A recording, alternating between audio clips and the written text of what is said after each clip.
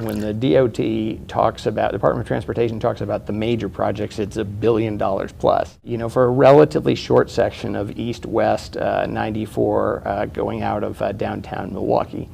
And to put it in perspective, for about $40 million, you could restore transit funding for the county and the whole state. So $1 billion, $40 million. Cutting Medicaid would be devastating. We provide a lot of social services. We do aging and disability and mental health, and we serve a much larger number of people, and it's often the most vulnerable. I worry also about potential changes to the Affordable Care Act, but you know, in these jobs, I've got a whole lot of pieces of the budget, and my job is to work with what I got, you know, not what I'd like to have. I and many others, Republican and Democrat, have spoken out against the elimination of, I think it's about $300 million program to keep the Great Lakes restored. I mean, anybody who follows the news in, well, any part of the state, you know, has been reading stories about increasing instances of invasive species, plants, fish, you know, and it has a very real impact on our economy. The federal budget is great if you like aircraft carriers. A lot of the enormous progress we've made on homelessness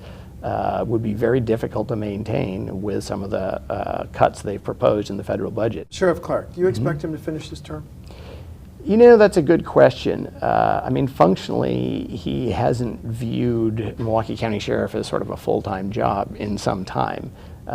He's not around, certainly in the building and often in the county, an awful lot. He hasn't been an active manager for a while. You know, regardless of somebody's politics or personality, if you ask voters to put you in office, it is reasonable for them to hold you accountable for actually serving in that office.